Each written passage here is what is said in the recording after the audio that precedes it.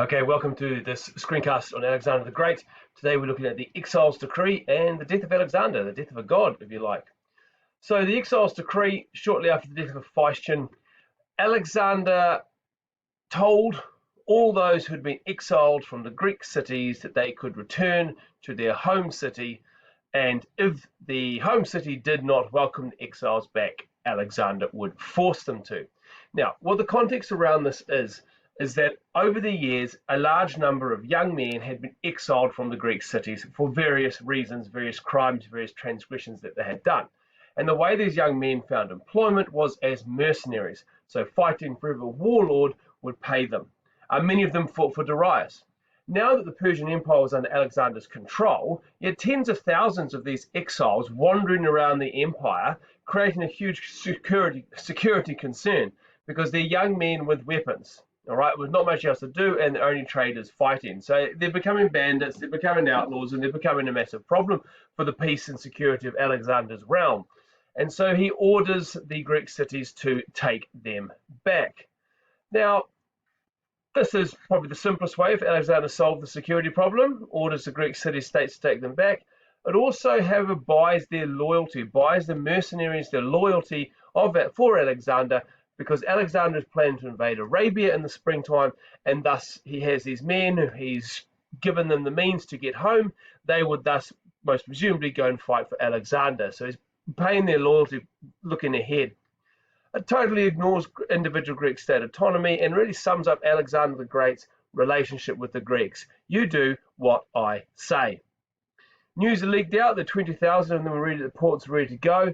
The Greek states were most concerned about this. They did not want the men back. There had been economic depression, jobs are few and far between, and there had been a famine. Suddenly having tens of thousands of males return to Greece was not an ideal situation. Alexander couldn't care less. The Greeks sent embassies to appeal with Alexander's missive, and that was rejected. And the Greek exiles were able to go home, and they would be forced, the Greek states would be forced to accept them. Excuse me. There we go. At this point in time, we are seeing clear evidence that Alexander is also being worshipped as a god. The ambassadors who came from the Greek states to Alexander, they were wearing on their heads golden wreaths. Now, the Greeks would only wear these golden wreaths if they were worshipping a god, for example, in a temple approaching the statue of a god. So it does look like that they were at least putting on the appearances of treating Alexander as a god. Hard to see inside their minds, hard to see inside Alexander's mind, but we have outwardly appearances of Alexander being worshipped as a god. Add to that the proskynesis, which was still going on, that the Persians were still bowing down to Alexander in their customary fashion. Alexander had been grown up believing, as all Greeks, that you only did that before a god. Irrespective of what the Persians thought, clearly in Alexander's head, I would say, he has some understanding of himself as being divine. We have the son of Amun story, obviously, with him, the oracle at Siwa, being welcomed as the son of God and having his divinity approved, if you like, there. There are a couple of fragments, I think, which also lend a bit of light to this idea of Alexander being worshipped as a god. From Demosthenes, the outspoken Athenian politician who always railed against Alexander and his father Philip, we have this fragment that says, referring to Alexander, let him be the son of Zeus and Poseidon if he wants. Which, if we read between the lines, we analyse that it's pretty clear Alexander has requested or ordered that he be worshipped as a god, the son of Zeus. And then from King Agis of Sparta in that wonderful laconic style, if he wants to be a god, let him be a god.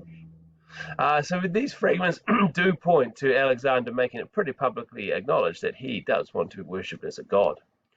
And now we come to some omens of the end, as the gods are starting to desert Alexander. Talked about Calenus, the philosopher Alexander befriended in India, who before he committed suicide because he was very unwell, climbed onto the funeral pyre Alexander had built for him, 1 foot on the bottom rung, turned to Alexander and said, I will see you in Babylon. What does this mean? This man is about to die. Alexander is about to return to Babylon. It would have haunted Alexander's dreams, I think. Alexander, when he finally entered Babylon after the campaign in India and against the Malian tribe, was urged by the priests not to enter through the main gate, because if he did, he would never leave. Alexander took them at their word, and he tried to enter through a side gate, was unable to do so because the ground was very marshy, so went back and entered through the main gate. As he did so, 2 dead birds fell at his feet. There were 2 ravens fighting overhead, and they fell at his feet. So adding superstition upon superstition that this is not a good idea. Then I talked about the trip Alexander was on a boat, went on the river, and the diadem, his crown, was blown off and landed amongst some reeds. One of Alexander's men dived off and went to retrieve it from the reeds, and to swim back to the boat, this person put the diadem on his head and swam back to the boat. He was duly rewarded for his service in fetching the diadem for Alexander, and then his head was cut off for donning the crown of the king. So all these suggestions that Alexander's tenure on the throne is becoming very shaky indeed. And then when Alexander returned back into the main palace of Babylon, walking past the throne room, a complete stranger was sitting on the throne, decked out in his kingly robes.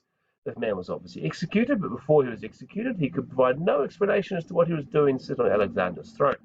Plutarch says that Alexander by this stage was surrendering himself completely to superstition, and there are these omens that really the end is near.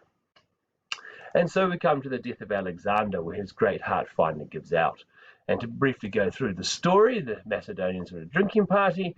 Alexander drank a huge volume of wine in one go, cried out in pain and collapsed. He was bedridden, and he had a huge, very large fever, very, very high fever. He was very sick.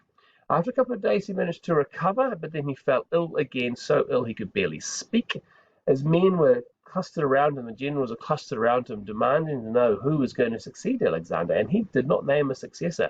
In fact, with half a smile, he said, "I predict vast funeral games," which is taken to mean that Alexander knows full well that all his generals will fight, and there'll be civil war as they try to take over Alexander's place. And the funeral games are the civil war that actually does erupt after Alexander's death. The army were clamoring to get into the palace because they knew Alexander was dying, and they were allowed to enter. Tens of thousands of them filed past Alexander's bed.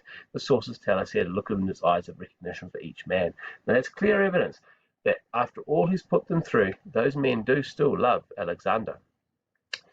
Alexander's generals were now desperate to know who was going to succeed him. They knew that if he died without naming a successor, that every satrapy in Persia would revolt, and there would be no one giving orders, and would have absolute disaster, absolute calamity.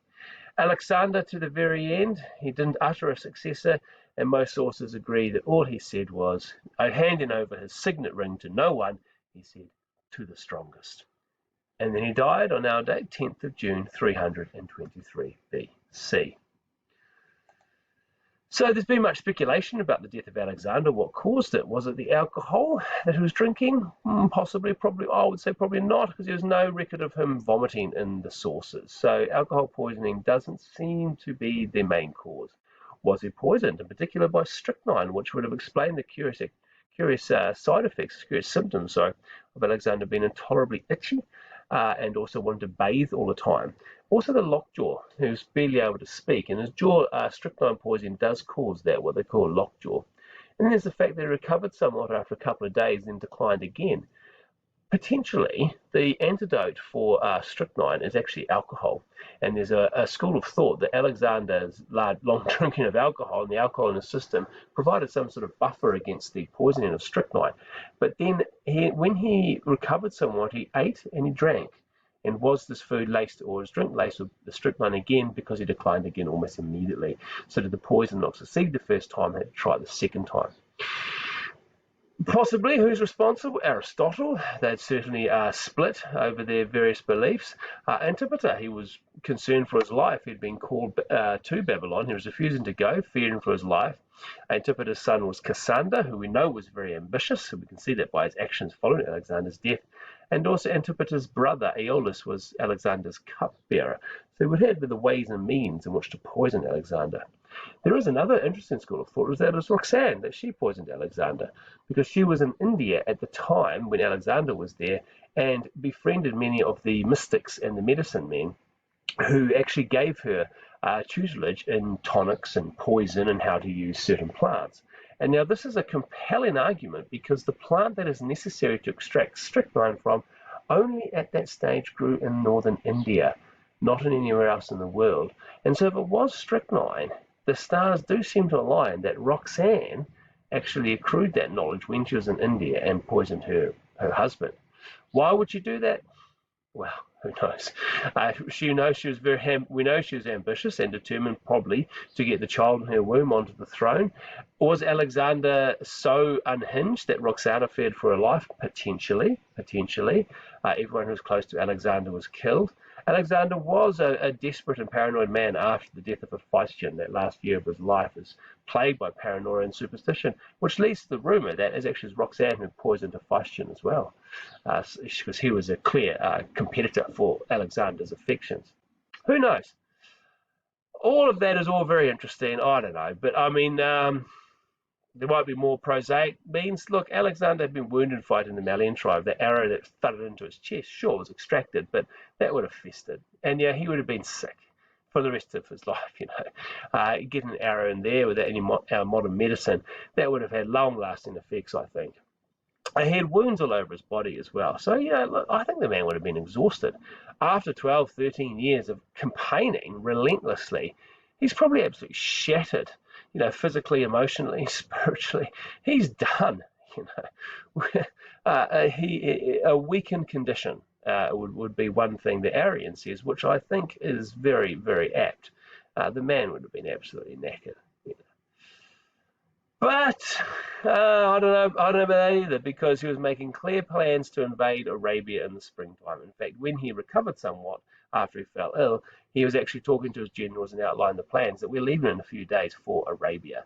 So Alexander is not about to leave this world. He hasn't made any decision to leave the world. In fact, he's planning to go and conquer more of it. So who knows? It all just hangs up in the air. We don't really know what killed Alexander the Great.